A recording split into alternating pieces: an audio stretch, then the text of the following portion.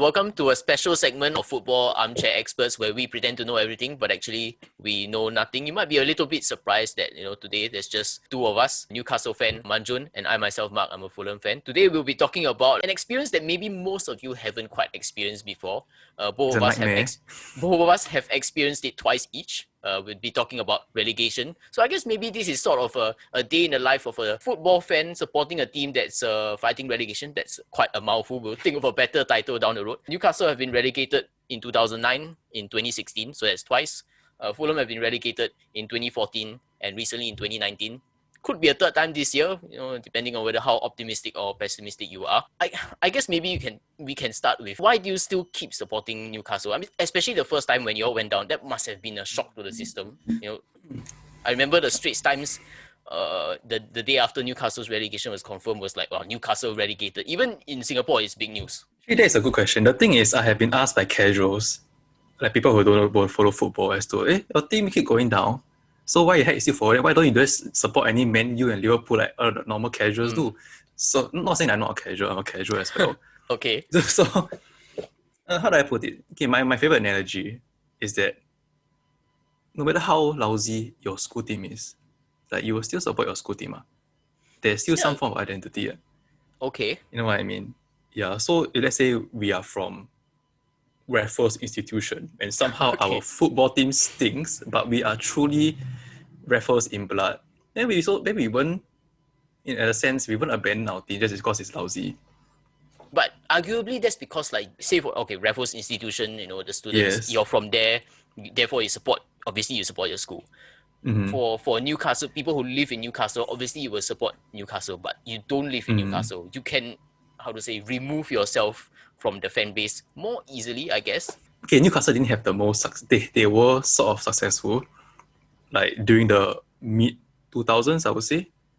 So in a sense, like, it's a bit hard to like go through the fun times with them. Then suddenly when it breaks down, then you suddenly just run away. Okay. You know what I mean? There's some sense of attachment to that, I would think. But for Fulham, I don't know. Like, why did you even... Why did I start? Well, I guess because, their run in the Europa League was after I've already supported them. So that wasn't a reason why I started supporting them. But, this was a team that, was able to, I would say, quite routinely beat big teams. We had a pretty good record against Arsenal, in the years in which we were in the Premier League. I think it was 13 straight years. I think we've gotten good results against Liverpool, good results against Manchester United. Those were results that, when I watched on Match of the Day, I felt like, wow, I want to watch a second time just to relive the highlights again. Of course, it was tough the first time we got relegated.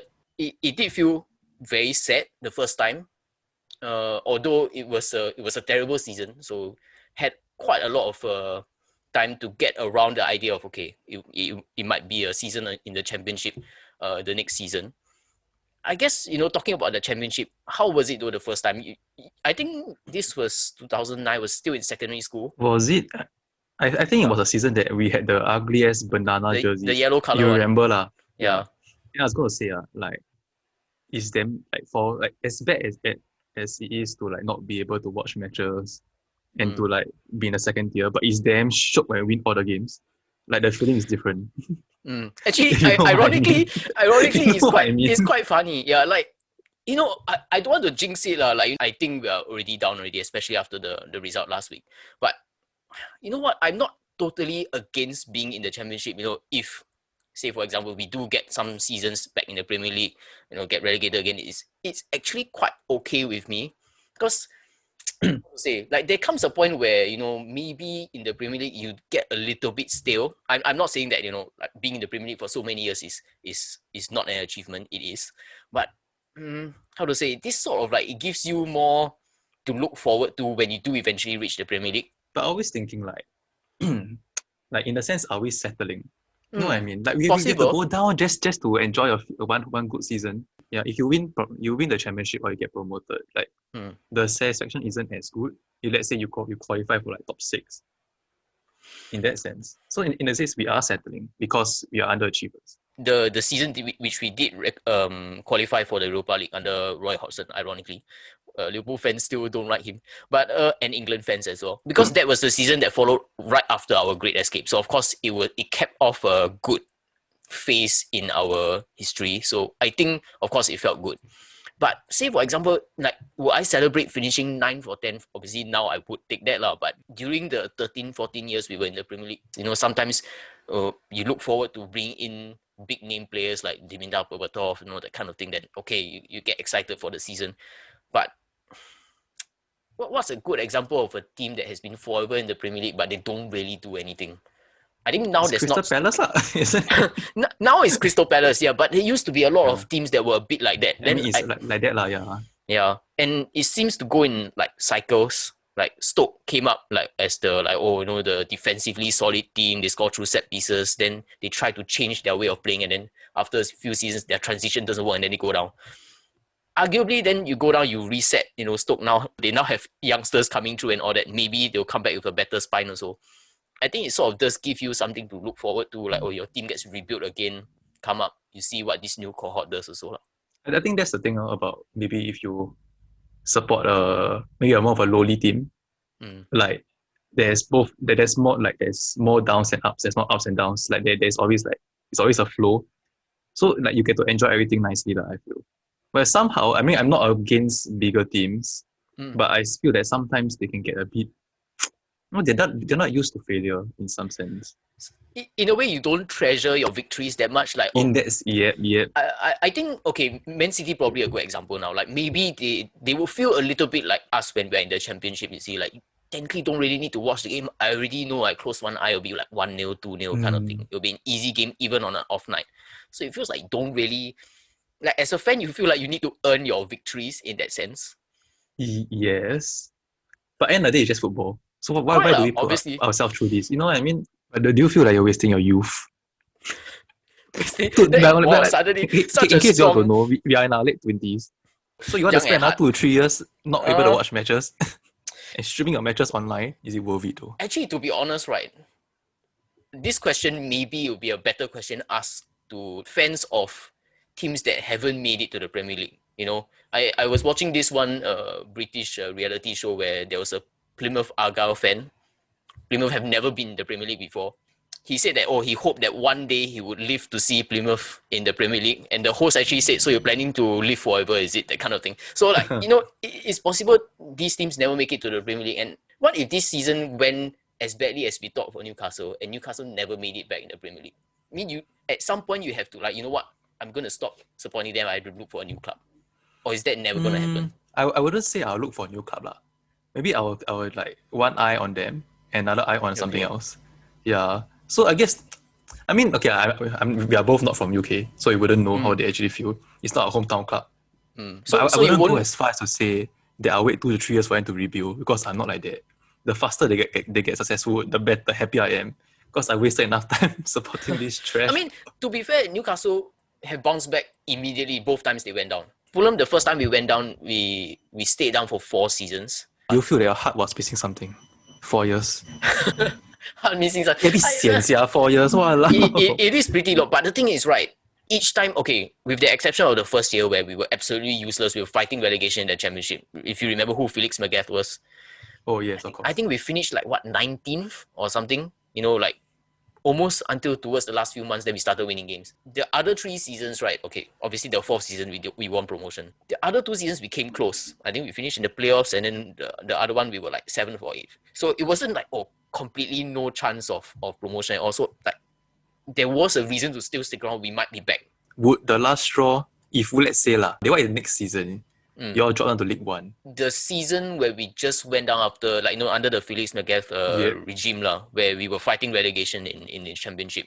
But that felt very surreal. Hadn't fully given up on them, but maybe a second consecutive season fighting relegation and championship, maybe I might have it looks like we might never be back. But of course, relegation to League One is a completely different thing. But I guess there have been good enough examples where teams have gone down back-to-back relegations and have bounced back. I think Sheffield United, good example. It wasn't back-to-back, I think. They had a few seasons in the championship and then went down to League One. And they were fighting relegation in League One.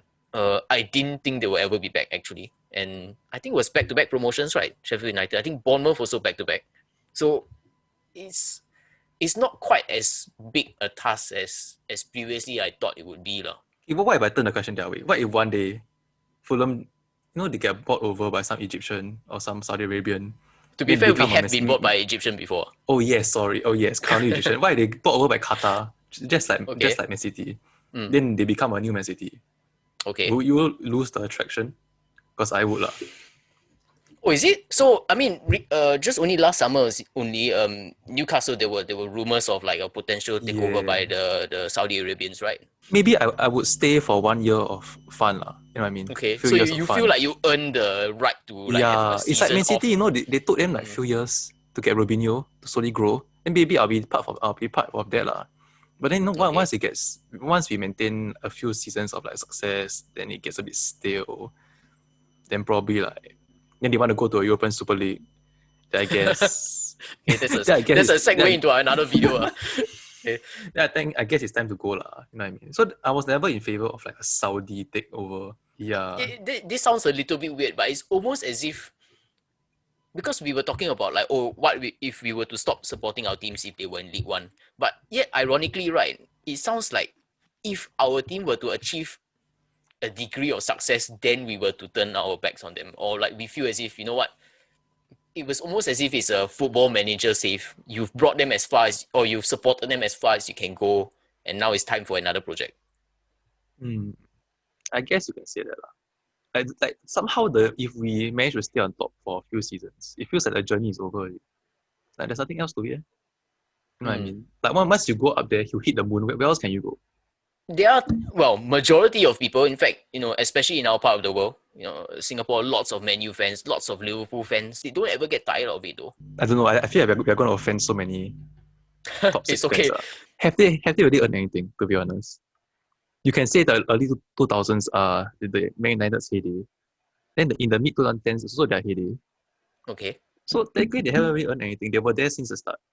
Like Man U didn't really go through a big downfall. Are you trying to say that Man U fans are glory hunters? Like, okay, which team is at the top of the table? You know what, I'm going to support them because I like to be known as a winner. Maybe the way the sensation they get from supporting is different, I would say. Okay. You know what I mean? Like perhaps you have constant success, then they are more for the consistency of things. You know what I mean? Right. Then for us, I don't know about you. For me, it's more of the journey. Like, I don't mind having like bad seasons, but then I would enjoy the good seasons more. To all the Man U fans out there, wouldn't you get bored?